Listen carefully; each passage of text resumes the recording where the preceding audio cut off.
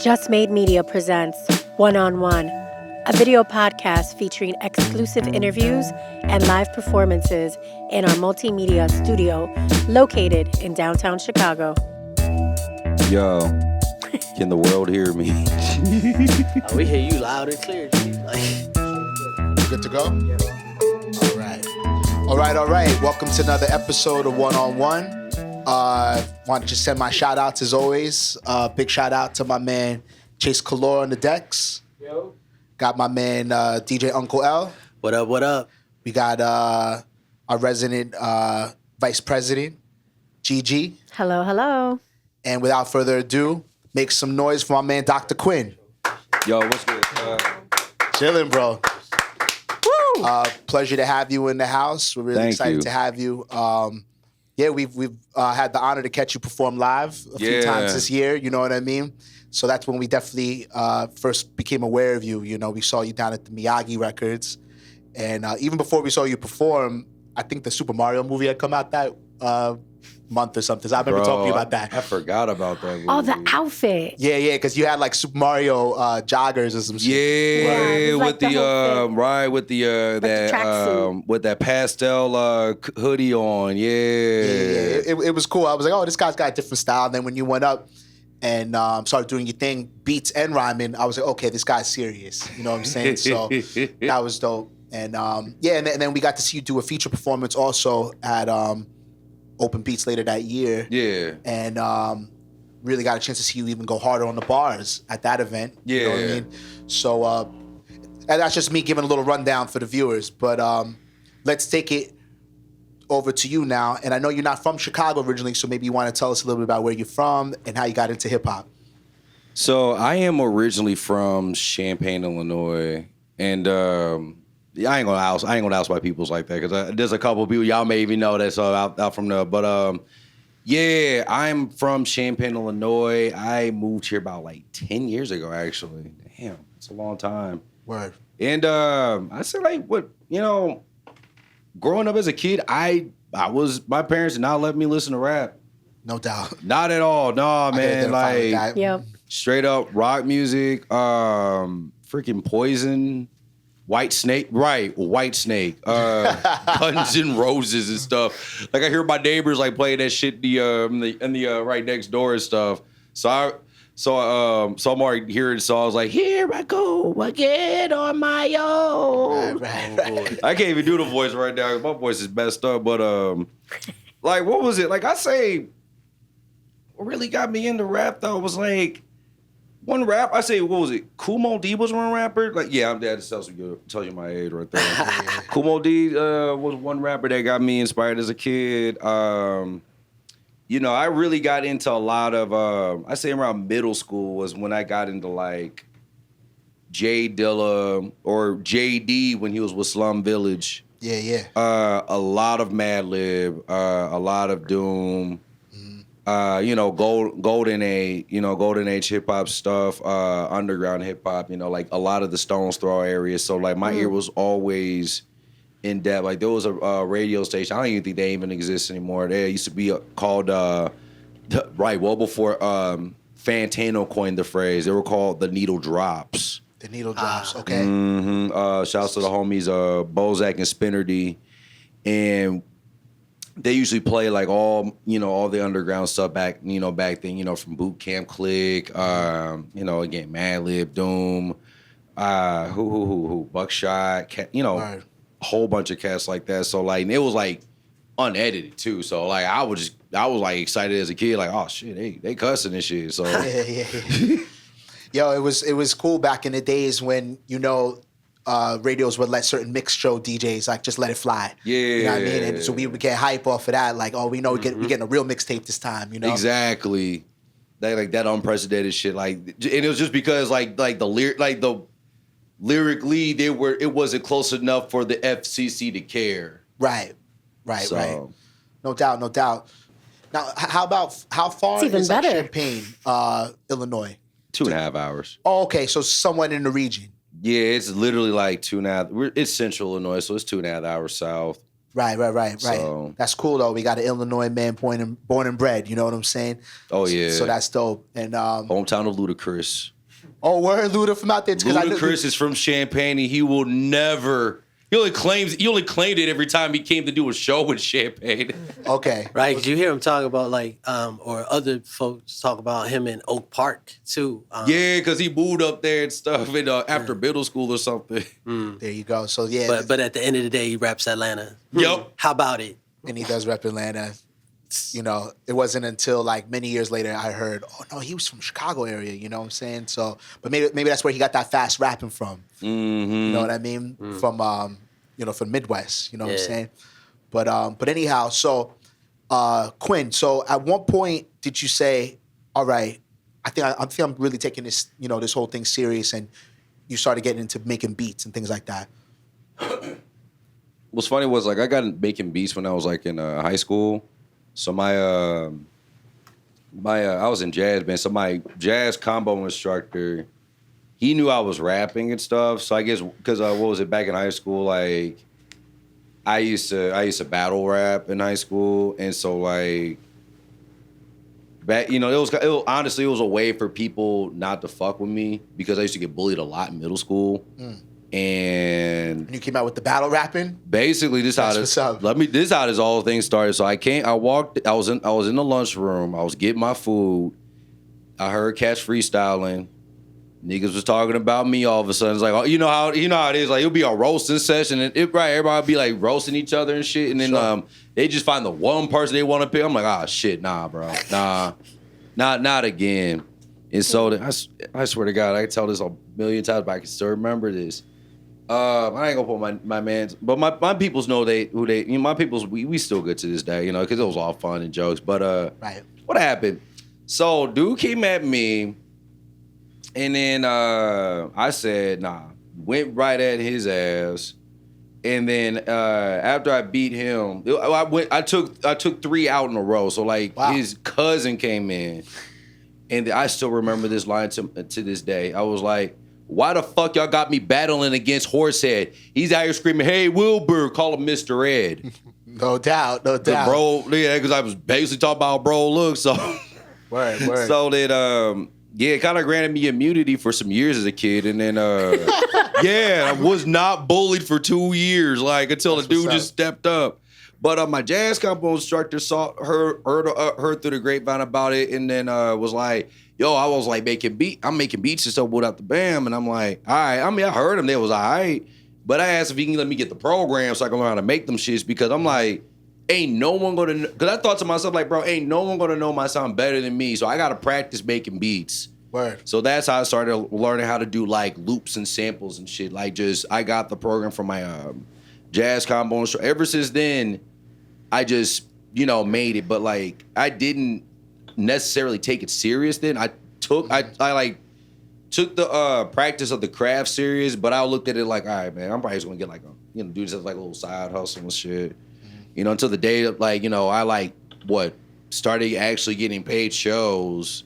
No doubt. Back home when my friends heard of me, and then after I opened for Lupe, that was it. Like when I saw that crowd and actually. It wasn't even just the crowd or sharing the stage with the man. It was actually more about the actual overall experience of the things that you did, people that they didn't get to see. I won a contest to open for them, but it was all the inner workings of like talking to the people at the student activities board. I even came up to them like, bro, can I get paid? Because like I actually get paid to rap and do this shit. They're like, well, no, you won the contest. I was good. I'm like, yeah, shit, no, but. The fact of like talking to them, getting the, actually having some freaking green room treatment was actually pretty dope. So what year was this that this show you opened? Actually 09.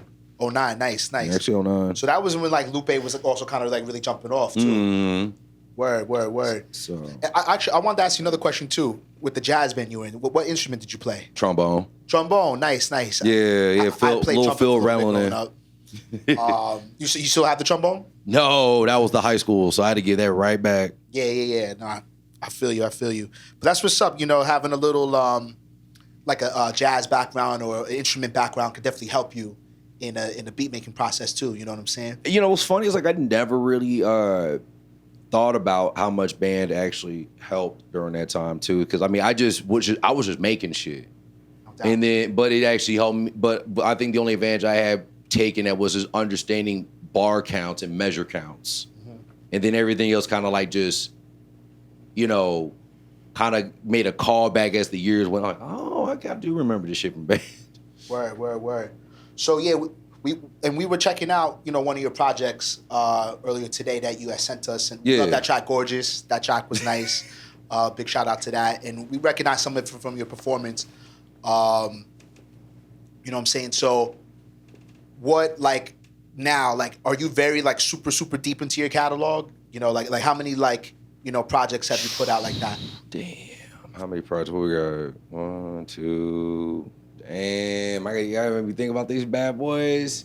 Solo wise, I got 6 or 7 projects, 8 maybe, I believe. Word. So about like 3 to 4 EPs. I know there's 4 full length LPs and stuff. So yeah, I'm pretty involved in my work. Because I'm bringing it up because when we saw you performed, it was obvious you were very seasoned. You know what I mean? Like you had really, right, G? You know, and you know, just had an awareness not only of your beats, but had an awareness of like your stage presence and the whole 9. You know what I'm saying? So I could definitely tell, because you know sometimes when you meet some guys in the beat community, you know, they came straight from the producer's desk to the stage. You understand what I'm saying? Which is a little different. We could tell like you'd been on the stage. You know what I'm saying? So maybe you could talk to us a little bit about like that feeling when you could tell you were starting to get shows, and then it was like, damn, I got a stage show. Like just that feeling of getting into that aspect of your career. You know, I was funny. I was like, I got my stage presence from my parents. Like they, when I was a kid, I did my first talent show at like 9, and so so when my folks were teaching me how to like, you know, do my stage presence. They're like, you know, just make sure you move around, get on one end, get in center, you know, get on the other end, be controlled and stuff. But it's funny, that kind of transpired over the years. So I've never really been shy on the stage at all. So like every performance is just to me, I don't know. It's at this point, it's just kind of like, all right, this is another day. Word. You know, so. Quick question. Yo. Were your parents artists? No, actually, my mom is a nurse practitioner. My dad is you know, he works for the water company and stuff. And so they were just trying to make sure you was on point. Yeah, it was. It was like, you know, they're like, oh yeah, we saw Kool and the Gang, so you know, we know what a good stage performance looks like. Well, okay. Word. So then, maybe we could talk a little bit more so about like your style and like kind of like where you draw some of your influences. Because I know with the beats, like we were hearing all kinds of samples. You know, the different like sources of where you're getting your sounds from. You know, we're definitely from a broad spectrum. So maybe you want to talk about your style and that, you know, that side of you know, what you up to with the beats. So like the style, like it's like I think I've said I influenced a lot. My style is highly influenced from Eminem. Very influenced from Eminem. Zach De La Rocha from Rage Against the Machine. A bit of Nas here and there. You know, I really, you know, what is it? I really draw inspiration from numerous sources and stuff. And so, like, you know, like, I would say, like, as far as, like, currently what I'm listening to is not what I used to listen to. Like, M will forever be the person that inspired me out of rap. I mean, like, you know, parallels of being bullied and all, and utilizing your words in that way. But am I listening to him right now? Not necessarily. Like, I go back to him, but like, right now I'm listening to like Griselda and stuff. But you know, it's like, you know, even I'll even say like even going to catch like Infamous Mob and Mob Deep. You know, I draw influence from, you know, like one of my favorite dudes out of like Infamous Mob is honestly like Big Twin. Yeah, I love the raspiness of his voice. I love just how he comes in on a track, and it's just like, dog, you just decided to like just hurt feelings on this track. Yeah. I think Big Twin is very slept on. That's very. You know, like I'm a huge Prodigy, just the whole like extended family of Mobb Deep and everything. But yeah, like I feel like it's mostly like New Yorkers who really know about Big Twin. You know what I'm saying? Even though I know he's well known, you know, but like in New York he's very loved. Very loved. In the underground, people know he got a lot of skills and all that. So that's great that you actually brought up Twin. I love Twin on the first HNIC album. On the back and forth that him and Prodigy have on the storytelling joint. Yeah, Twin is the man on that. So in that Back in the Days. Word. You heard the song Back in the Days in QBC. You heard that one? Oh, yeah, sound familiar. Yeah. So yeah, my man's knowledge goes deep right here on the B-sides. That's what's up. And also maybe you could tell us a little bit about like what's your process when you make music or make beats, you know, like, you know, what DAWs or machines, like how you get down like that. So like when it comes to me making beats, like it's funny. Uncle L gotta know too, cause I be telling the beat community, he'd be like, man, I just be making shit. I just be making shit like whatever way it takes. I'll just be sitting at a computer one day and I'll be like, what? Nowadays I have to force myself to sit down and look at samples because it's like, first off, my YouTube algorithm is jacked up. So like it's because of the pandemic, so it's been nothing but shows. So I'm like, man, now I gotta actually sift through all this algorithm nonsense to find some decent. But usually like I'll just get on there, listen to something. If it really hits my ear, I'm using it. Like I will just say like right now I have close to 1,000 beats. Wow. And that's not even a lot in my opinion. Like there are cats right now with like probably like twice, if not 5 times as many. But like I don't work like that no more. I did, man. Damn. That's what's up. But like it's like I don't know. I've been telling people this too. It's like, and I'm not necessarily bored with music. It's just like production wise, I've been getting a little bored because I felt like I damn near made everything. Okay. Because like my style really extend like I feel like people who've heard my music on like any like platform, you've only heard maybe what did I got about like over about 100 yeah. So you've only heard about like 10% of what I got. Like if that 5 to 10% of my actual production. Like the rest of it like expands to like whatchamacallit, house. You know, like whatchamacallit, for instance, like you got some house beats too? Bro, like what's her name? Yaya. Be Who You Are. I produced that. Yaya is tough. I fuck with Yaya. Yeah, that song Be Who You Are. I actually produced that bad boy. I got some joints for I made some like, jazz type joints for like Little Kid. Oh yeah. Okay, hold on. Yeah. We're gonna have to pause on this. So yeah, I can say like with my beat styles and stuff, man, I go like everywhere and stuff. Like what is it? So like with most of my records and shit, like again, I think about like close to like 100 songs. I'm like if anyone hears my like records off of Spotify or any streaming service, you're only getting like 10% of the iceberg of what I got. Like I made like I go into around my house. I actually produced Be Who You Are by Yaya.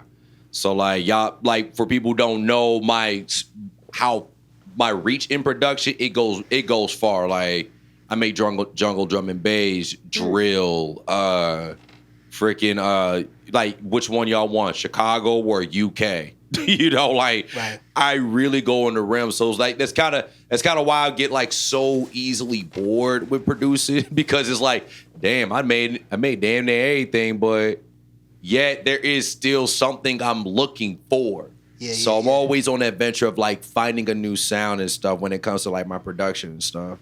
Well, and you know what that reminds me of is because I know you're such an avid live performer. Yeah. We're talking about you're looking for that energy. Because just sometimes it's like, if you get stuck, sort of making the same style beat and over again, you're not going to get that thrill. You're not going to get that, like, where's that energy coming from? You know what I mean? So my father was a jazz musician, and he, growing up, what he showed me about jazz is that jazz is like always seeking that thrill. It's always like you're looking for that moment. Yeah, you know what I mean? And that's what the commonality between that and hip hop is. It's like when you think about hip hop and jazz, it's like the amount, like the freedom of cats working together in the sense, it's like, you know, when you hear jazz stories like Miles Davis and Herbie Hancock, and how he had Herbie Hancock and a few others just like practice in his basement and stuff. I mean, it's no different than like some of the rap stories you hear, but like, you know, cats are just like over each other's cribs, and it's like, oh yeah, you know, like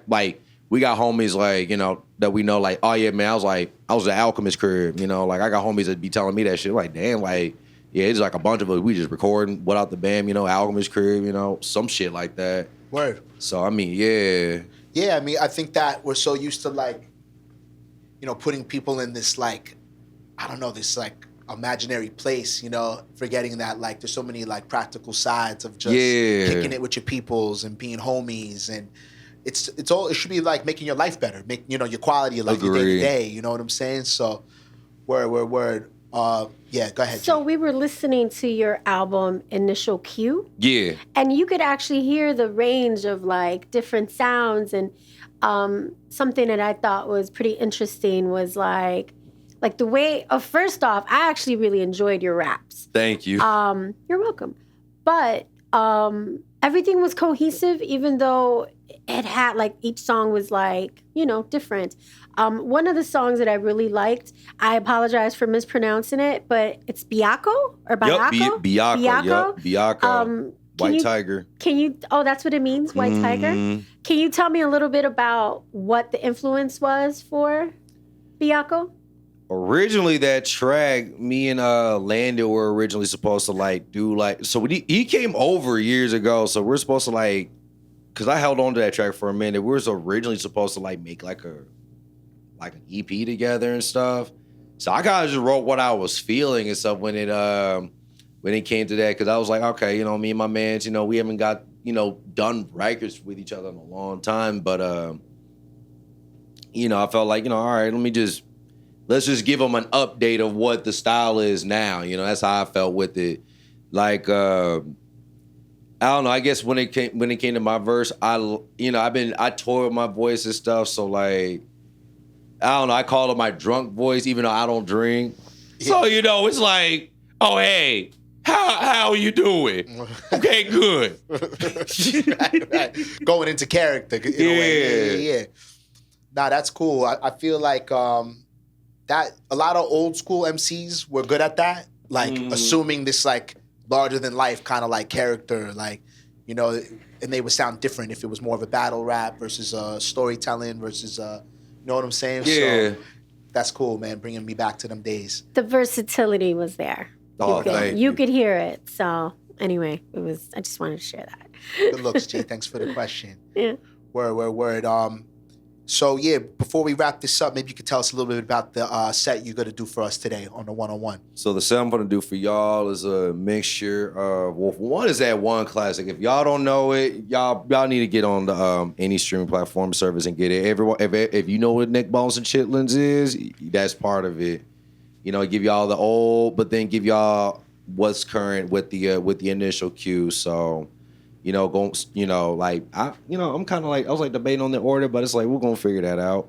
So. Just have some fun. Just definitely have some fun with it, so. Word. Well, Quinn, thanks so much for coming through, being patient with the little bit of technology situation. Oh, yeah. And, you know what I'm saying?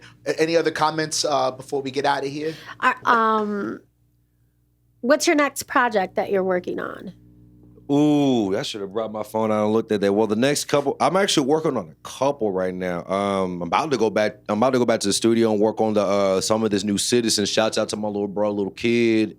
Shouts to the label that I own and, you know, own with a couple partners, you know, Bit Tape Records. Yeah, so for those who are looking for that new Citizen, that is going to be coming out probably 2025, but we'll give y'all a sneak peek in 2024. But most current one I'm working on solo, what is it? I got a couple.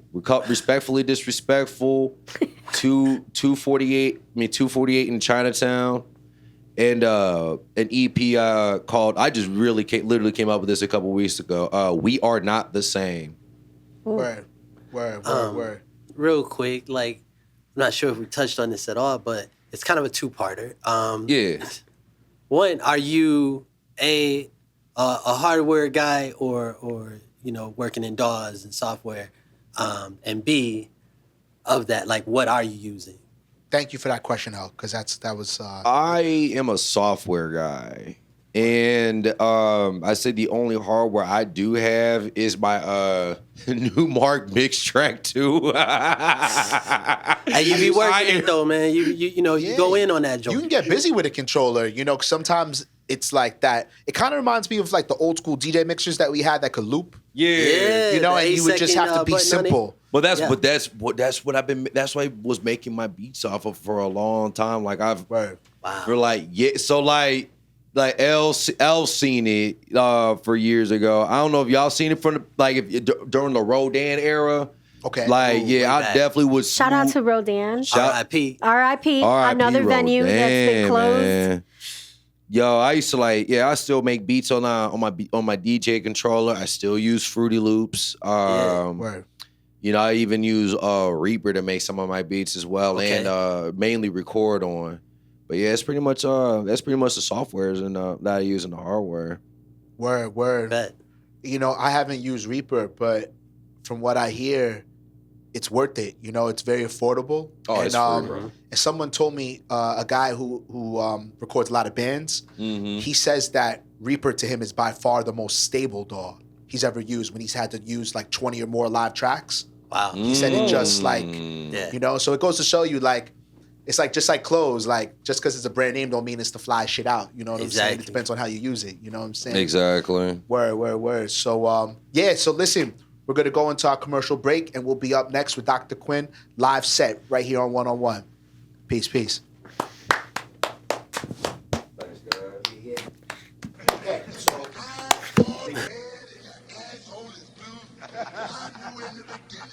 guys.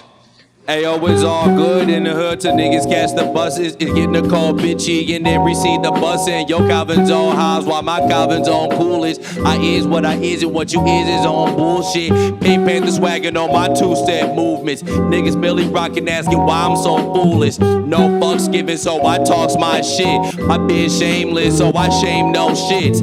Bad bitches club, I'm here to make y'all sick. Jealousy walls harder than Drake sloppy seconds. Only came inside to steal your diamonds and your pearls. Use them shit to streak so I can slide in on your girl. To make her do some tricks, a couple spit up in some twirls. Like Pinky in the brain, I'm just trying to rule the world. It's all neck bones and chitlins. The shit's big gravy, go ahead and get the stuff.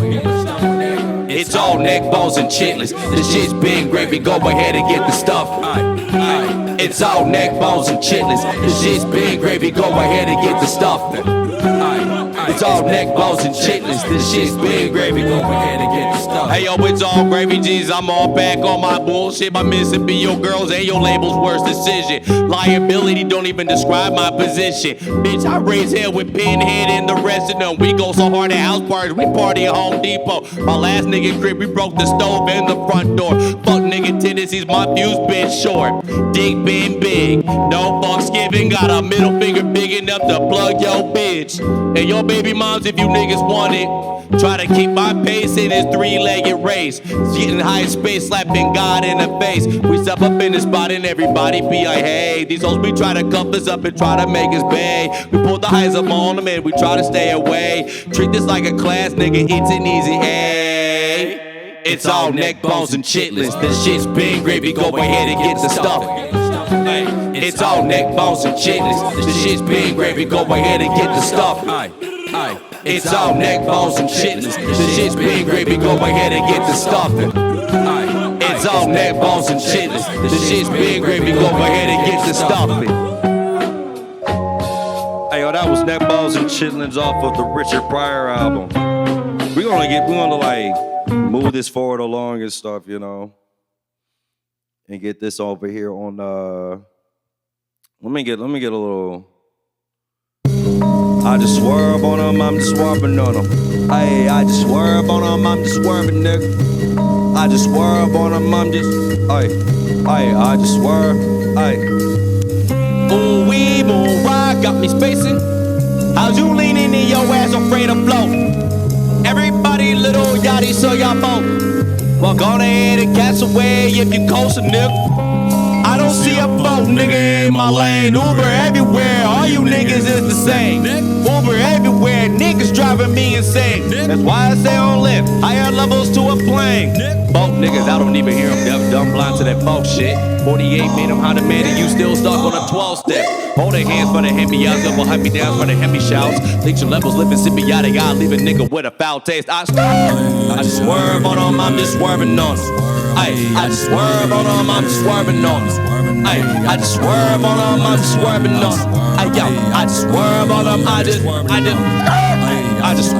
them, I'm just swerving on them. I just swerve on them, I'm just swerving on them. I just swerve on them, I'm just swerving on them. I just swerve on them, I'm just swerving on them. Hey yo, Pete Rock don't fuck with mumble rap. That mumble out some lyrics, now fuck niggas feeling it. Now they feeling Short it up to a beat in an ad-lib.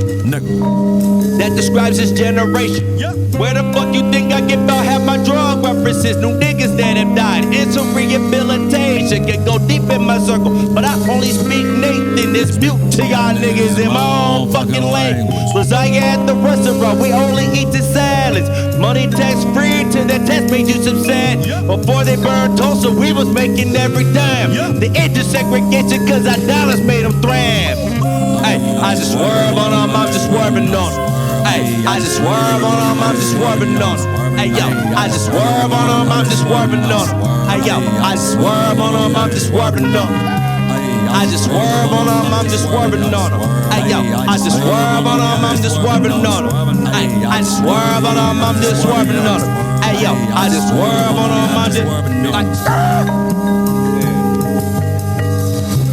That's all swerve. That's swerve, man. You gotta swerve on people, man, like with all the bullshit. That's why, make the song, So let's get into Push. I now present to you Dr. Quinn. There you a little soft with that one. Hey, look. Nigga, get your life. Nigga, what's good? You was popping all that shit around the neighborhood. Used to be cool in school. Damn, homie, the fuck done happened to you? You was the life of the party till life done caught up to you. Your dynamic is complacent, so your purpose has never served you. Or was that too personal? Shot by them true bullets, I know them shits hurt you. Breaking bad habits, in the end they broke you. You thought you elevated by simply cutting your circle. When you sever that tie, did you truly fulfill you? Most time when people ghost you, more than likely the problem. Meditating, praying to God to go and solve them. Them yoga classes and vegan foods won't cleanse your problems. Claiming you can do no wrong, hey, we entitled. Bars on Saturday, spend Sunday reading the Bible. Nigga, get your life. Young God, keep it true. You know we've been born from kings. Change who you survey, keep movements off repeat. Short how it is, man. Lit it. Yeah. That's that push, y'all. Everybody got to keep pushing. So I'm gonna close it off with the joint. That gorgeous. Aye. Hold it solid for my niggas, humbly keep on steeping for them. Circulate for Kunieri, overflow the bullet, break the bait and bet and billboards. Perpetrating paper, chasing tempo. Pussy over money, using info. Running back for clout, use a ho-ho. Keep on keeping on, money come and go. Keep my hustle strong, fighting merchandise, you hustling the wrong bag, boy. Never knew that plug talk, flex too hard. Never knew that plug walk. Said he wanna live the life of shooters, I'm all minded. That's a mild boss on boss hall with the white wall. Lay shore cruiser, shit, right along. Fans make a dance beyond an OnlyFans, nigga, that's profit. You can understand, even money's long as my fucking arms is the only time you stand man to man. Femto, I'm the God hand, keys at my feet for a failing. Kiss the ring for a blessing, self-entitled fiending for the sacrament. I can make a priest forget religion while hustle home to the Vatican. Make humble of the rich man, turn the homeless into a savage. I can bring peace with my bare hands while start a war with just one sentence. Niggas know that I roll with shooters, that's all contingent on the context. 48, that's God knowledge. Walking water so you know the presence. Gucci God got his everything. You can never test omnipotence. I'm so gorgeous, bitch, I'm gorgeous. Go on and say that to yourselves. I'm so damn gorgeous. I'm so gorgeous. Bitch, I'm gorgeous. Stay looking at myself. I'm so damn gorgeous. I'm so gorgeous. Bitch, I'm gorgeous. Go on and say that to yourselves. I'm so damn gorgeous. And that is the Lord Don Bronzeville, Briscoe, God, Gooch, Lord Gluttony, Dr. Quinn, bringing mass hysteria to Just Made Media area. And that was my performance, y'all. Thank y'all. Yeah. Yo, big shout out to Dr. Quinn. You know what I'm saying? Really came through with the bars, you know what I mean, on this episode of 101. So, once again, another episode. We thank you so much for tuning in, and we'll catch y'all the next time. Peace, peace, peace.